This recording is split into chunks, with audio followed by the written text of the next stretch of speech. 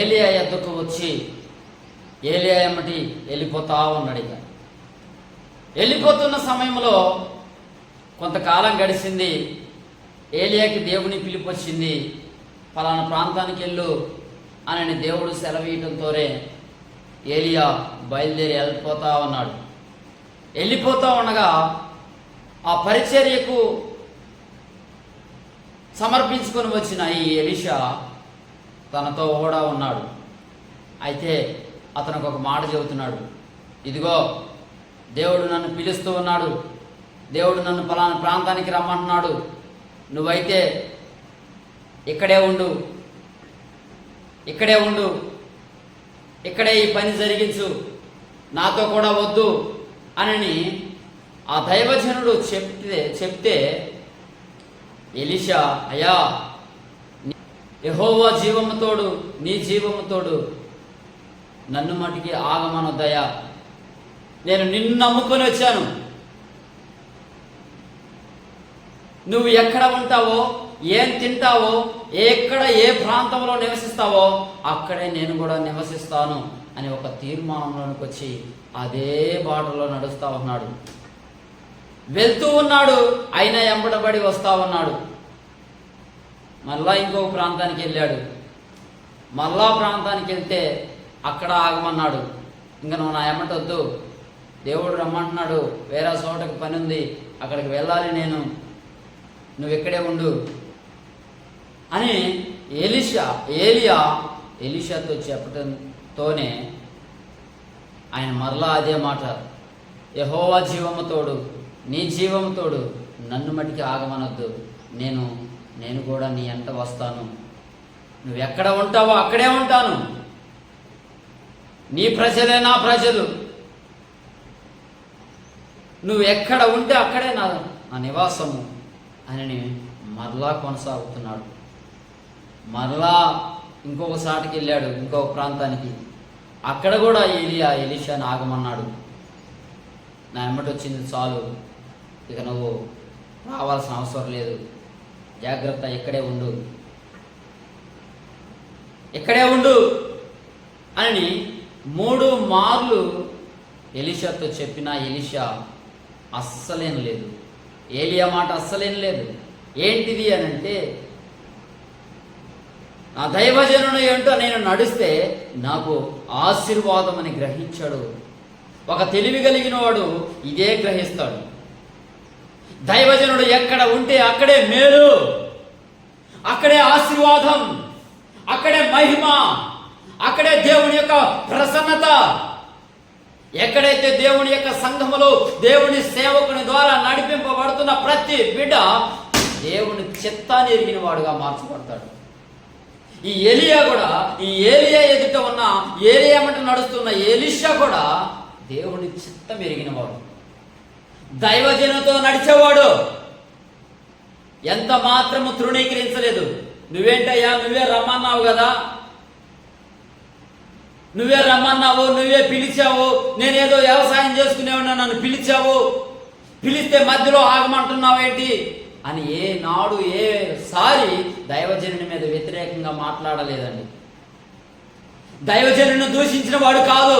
మధ్యలోనే వదిలేస్తావా, మధ్యలోనే ఆపుతావా, మధ్యలోనే కడవరికి నీతో కూడా నడవనివా అని ఏనాడు అన్నవాడు కాదు.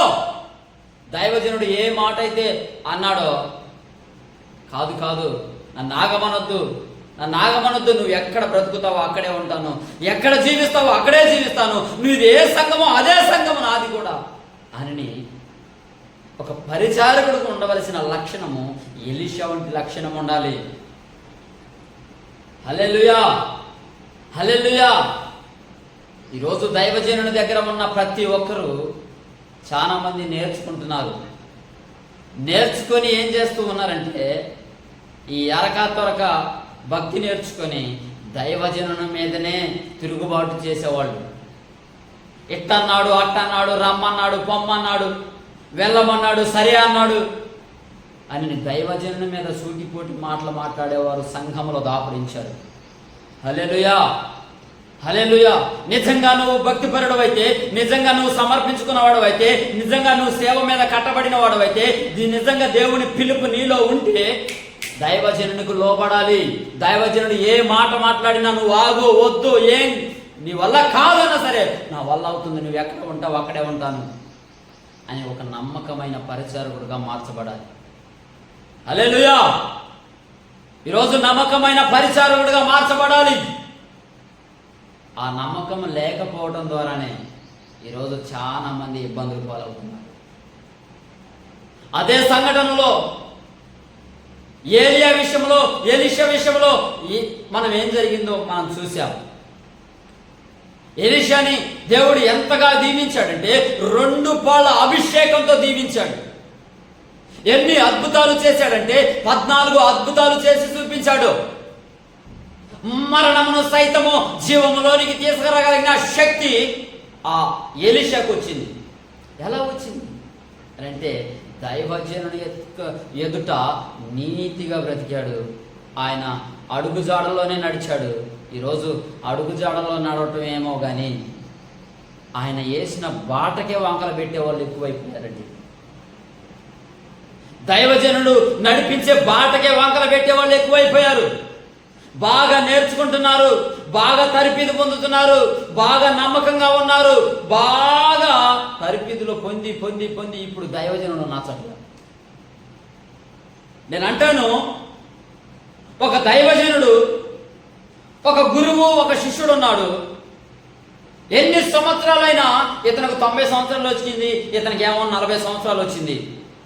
ఈ 90 సంవత్సరాల గురువు ముఖ్యమా, ఈ 40 సంవత్సరాలు వచ్చిన శిష్యుడు ముఖ్యమా? ఇతను నేర్చుకున్నాడు, ఇతను నేర్పించాడు, ఇంకా నేను సమానం అంటే కుదరదు కదా. హల్లెలూయా. ఇతను ఎప్పుడూ నేర్పించేవాడే, ఇతను ఎప్పుడూ నీకంటే ముందే, ఇతను ఎప్పుడూ నీకంటే పై స్థాయే. ఈరోజు నువ్వు విద్యాభ్యాసాలు నేర్చుకొని ఉండవచ్చు, అతనికంటే తెలివి ఎక్కువ ఉండవచ్చు, కానీ నువ్వు ఒక్క సత్యం గుర్తుపెట్టుకోవాలి, ఈయన దగ్గరే నువ్వు నేర్చుకున్నావన్న సంగతి గుర్తుపెట్టుకోవాలి. ఇతని భక్తే నువ్వు నేర్చుకున్నావన్న సంగతి గుర్తుపెట్టుకోవాలి. ఈయన నేర్పించిన భక్తిలో ఉంటే నీలో ఉద్భవించిన ఆ భక్తి ఇక ఎస్టాబ్లిషన్ అయిందని గుర్తుపెట్టుకో. ఈరోజు నేను గొప్ప అని నువ్వు ఒకలా గొప్పలుగా పోతున్నావేమో. నా ప్రియమైన దేవుని బిడ్డ, బైబిల్ గ్రంథంలో ఎంతో మంది ఉన్నారు నేను గొప్ప అని. ఇంకోటి తెలుసా, దావీదు రాజు జనసంఖ్యను లెక్క పెట్టించాడు. నా రాజ్యం ఎంత ఉందో, నా రాజ్యము చూడాలనే ఆశ ఉంది, ఎంతమంది నా ఎదుట ఉన్నారు, నా దేశము బలాభివృద్ధి పొందింది, ఒకసారి చూద్దామని చిన్న లెక్క చేశాడు అంతే. ఆ లెక్క చేసిన దాన్ని బట్టి ఏమొచ్చిందో తెలుసా? కరువు వచ్చింది, శాపం వచ్చింది, దోషం వచ్చింది. నేను అంటాను, నేర్పించే వాని ఎదుట నువ్వెప్పుడూ నేర్చుకునేవాడివే. హల్లెలూయా. ఈ బైబిల్ గ్రంథము దేవుడు రాయించిన రాత. ఇది నువ్వు నేర్చుకుని నేనే గొప్పని, ఇది గొప్పది కాదని పక్కన పెడితే కుదరదు కదా. దీని ఘనత లోకుంట మనకు వచ్చింది, ఇది ప్రభావము మనలోనికి వచ్చింది. అయితే ముందు ఇది గొప్ప, మనం గొప్ప కాదు, నేర్పించిన గ్రంథము గొప్ప. ఈ గ్రంథము గొప్పది. మనము దానిలో ఉన్న విషయాలు నేర్చుకున్నాం, ఇంకా మేము నేర్చుకున్నాం కదా అది గొప్ప కాదులే అని పక్కన పడేస్తే జాగ్రత్త సుమా. దేవుడు ఎక్కిరింపబడడు. నువ్వు ఏదైతే ఈత్తుతున్నావో, ఏదైతే అదే కోస్తావు. బాధ్యత పూర్వకంగా ఈరోజు దేవుడు నీకు ఇచ్చిన అవకాశము జాగ్రత్త, నీకు ఇచ్చిన విలువ జాగ్రత్త, నీకు ఇచ్చిన నడిపింపు జాగ్రత్త, నీకు ఇచ్చిన ఆత్మీయత జాగ్రత్త, నీకు ఇచ్చిన నడిపింపులో ఓ పరిశుద్ధ ఆత్మ యొక్క అభిషేకము జాగ్రత్త. నీకు ఇచ్చిన అభిషేకాన్ని కోల్పోవద్దు, నీకు ఇచ్చిన విధి విధానాలు కోల్పోవద్దు. ఈరోజు సౌలుకు అదే గతి పట్టింది. దేవుడిచ్చిన అభిషేకాన్ని ఏం చేశాడో తెలుసా? తన సొంత ప్రయత్నాలకు ఉపయోగించాడు. కాబట్టి తన సైనికుడి చేతిలో ఒక్క సావు చనిపోయాడు. హల్లెలూయా. నువ్వెంత, నీ జీవితం ఎంత? క్షణభంగారావు లాంటి జీవితం, నీటి బుడగ లాంటి జీవితం. ఈరోజు దేవుడు నిన్ను కొంచెం కొంచెం యోగ్యునిగా చేశాడని నువ్వు గొప్పలేకపోతే ఒక రోజు ఉంది, జాగ్రత్త. ఆ ప్రతిఫలము నువ్వే అనుభవిస్తావు.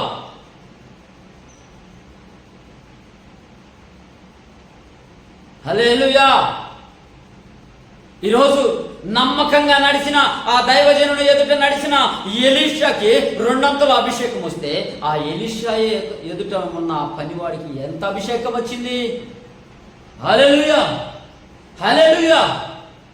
ఈరోజు ఎలీషా దగ్గర కూడా ఒక శిష్యుడు ఉన్నాడు. అతని పేరు కూడా తెలుసు, గేహజీ. ఆ గేహజీ ఏం చేశాడు? దైవజనుని యొక్క సమర్పణ ఏంటి? దైవజనుని యొక్క చిత్తం ఏంటి? దైవజనుని యొక్క నడిపింపు ఏంటి? దైవజను దర్శనం ఏంటి? ఈరోజు సంఘంలో ఉన్న వారికి చెప్పడా? ఇప్పుడు ఎలీషా గెహజీకి చెప్పలేదంటావా? ఖచ్చితంగా చెప్తాడు.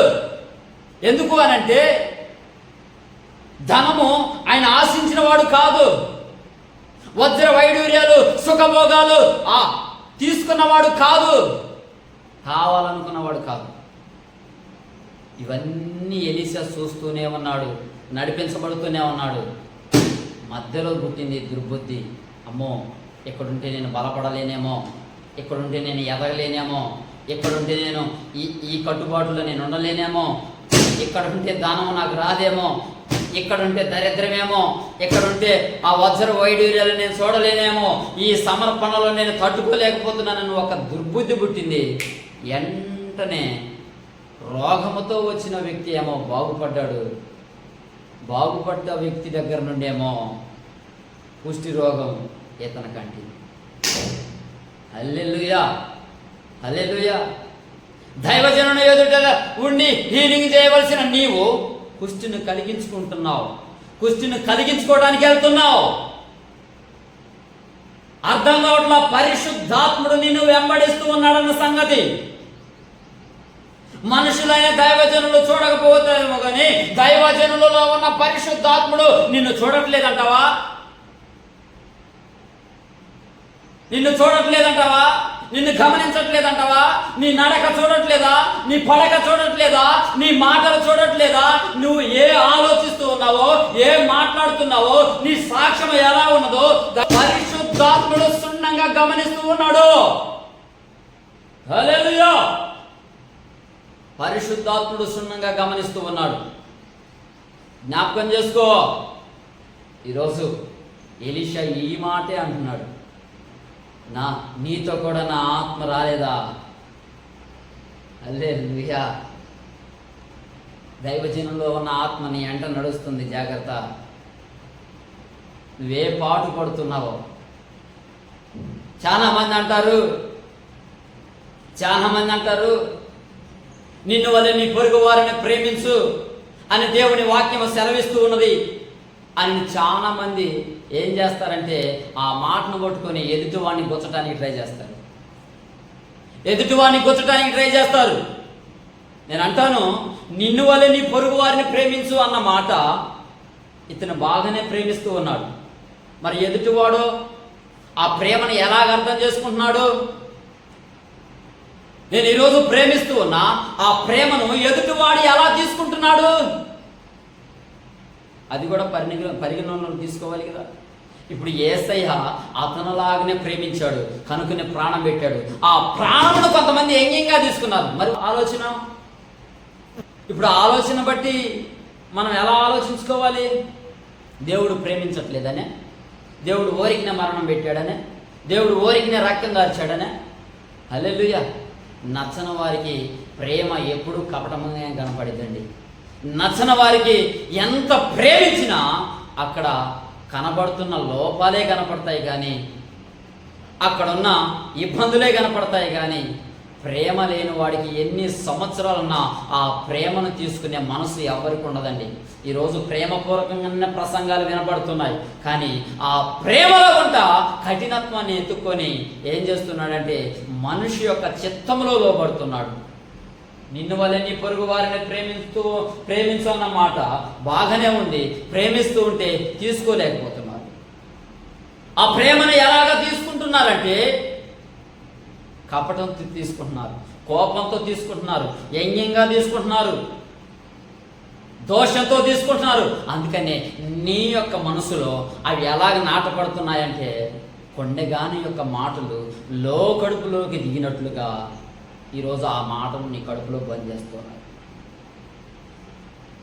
ఆ కడుపులో పనిచేస్తూ ఉన్న ఆ మాటలు ఏం చేస్తూ ఉన్నాయంటే పాపము పరిపక్వమై గర్భాన్ని దాల్చి మరణాన్ని కంటుంది. ఆ మరణము శత్రువు ఆలింగనం చేసుకుంటున్నాడు. హల్లెలూయా. గమనించాలి నా ప్రియమైన దేవుని బిడ్డ, ఈరోజు ఎలీషా ఎదుట శిష్యుడు ఎలా ఉన్నాడో, ఏలియా ఎదుట శిష్యుడు ఎలా ఉన్నాడో ఒక్కసారి జ్ఞాపకానికి తీసుకో. అతను ఎన్ని మారులు ఆగమన్నా, తిట్టినా, ఆపినా ఆగలేదు.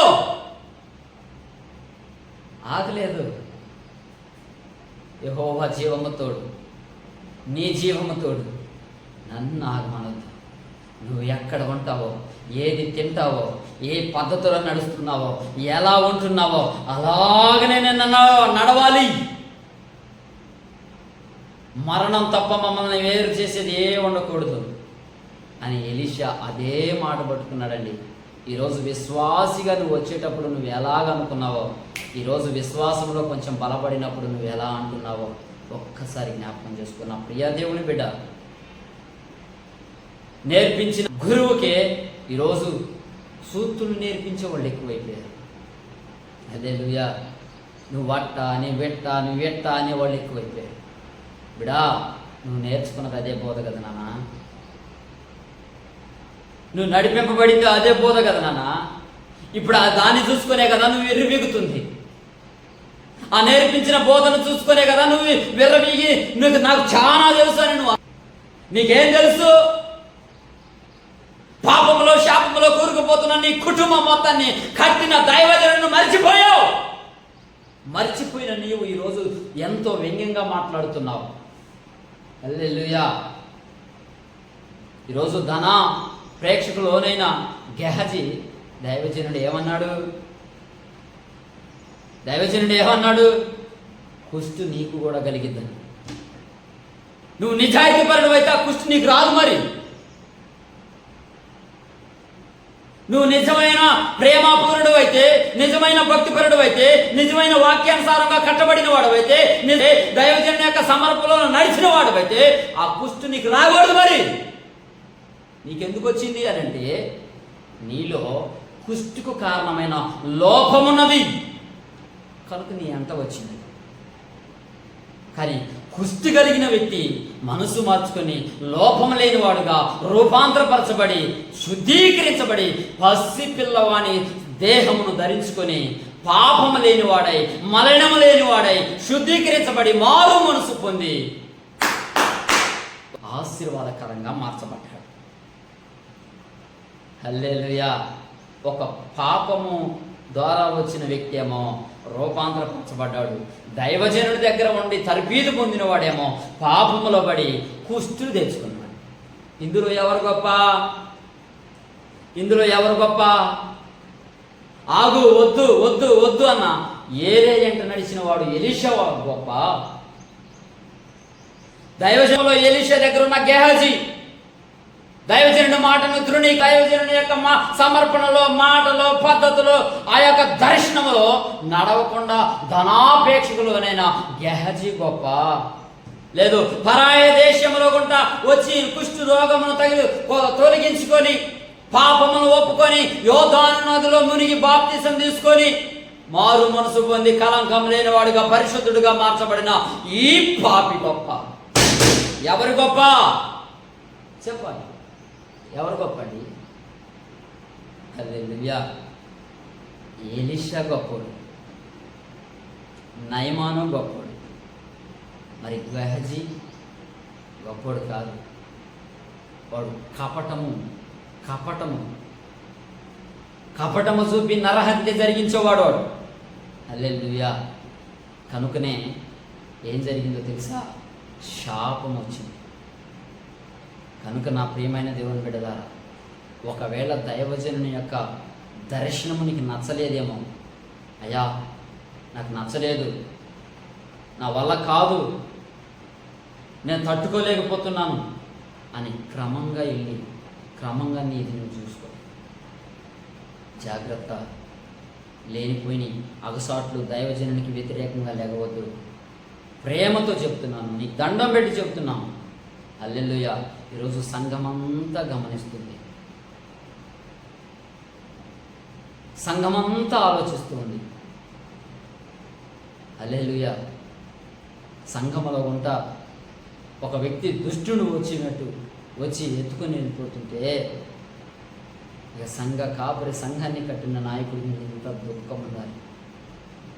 ఆత్మల భారం కలిగిన వాడు అయితే నువ్వు నిజంగా దైవానికి నీకు నచ్చలేదు, నచ్చనప్పుడు రోషంతో నీ పరిచర్యను చేయి. చాలాసార్లు నా దైవజనుడు చెప్పేవాడు, నాకు కొన్ని విషయాల్లో ఇబ్బంది ఉంది నాన్న, నా ఆత్మీయ తండ్రికి నేను చెప్పాను, నా వల్ల కాదు అంకుల్ గారండి, నేను వెళ్ళిపోతాను అని ప్రేమతో బ్లెస్సింగ్ తీసుకొని బయటకు వచ్చి ఈరోజు మహిమకరమైన సంఘాలు అనేకములు కట్టడానికి ప్రభు సహాయం చేశాడు. ఈరోజు నువ్వు నిజంగా దేవుని యొక్క చిత్తంలో ఉన్నవాడవైతే, పిలుపు కలిగిన వాడవైతే రోషం కొనుక్కొని సంఘాలు కట్టడం నేర్చుకో. సంఘాల్లో ఉన్న ఆత్మలను ఎత్తగలటం కాదు, సంఘాల్లో చెడపటం కాదు. నువ్వు నిజంగా వేరొక ప్రాంతానికి వెళ్ళి అప్పుడు ఆత్మల కట్టు, నువ్వు నిజమైన సేవకుడు అని తెలుసుకుంటావు జనం. హల్లెలూయా. ఈరోజు నిజంగా ఎలీషా కట్టాడండి, 2 అంతల అభిషేకంతో అద్భుతాలు చేసి కట్టాడండి. హల్లెలూయా. కాబట్టి నా ప్రియమైన దేవుని బిడ్డలు, ఈ మధ్యాహ్న కాల సమయంలో ప్రభు నీకు నాకు బోధిస్తున్న మాట, దైవజనుని కంటే ఇలా ఎలాంటి విశ్వాసైన గొప్పవాడు కాదు, ఆడు నేర్చుకుంటూనే ఉండాలి. దైవజనుడే విశ్వాసే కనుక దైవజనునితో ఈక్వల్ చేసుకోవాలని చూసినావా, జాగ్రత్త. దేవుడు ఎక్కిరింపబడు, దేవుడు సమయం వేయడు, నిన్న నేడు రేపో ఎప్పుడో తెలియదు. ప్రభు రాకడ సిద్ధంగా ఉంది. దయచేసి అందరూ రక్షించబడి దైవజనుని యొక్క చిత్తంలో నడవాలని, దేవుని యొక్క సంకల్పంలో నడవాలని ప్రభు పేరిట మనవి చేస్తూ ఈ మాటలు దేవుడు దీవించునుగాక. అందరూ తల్ల వంచుదాం, ప్రార్థన చేద్దాం.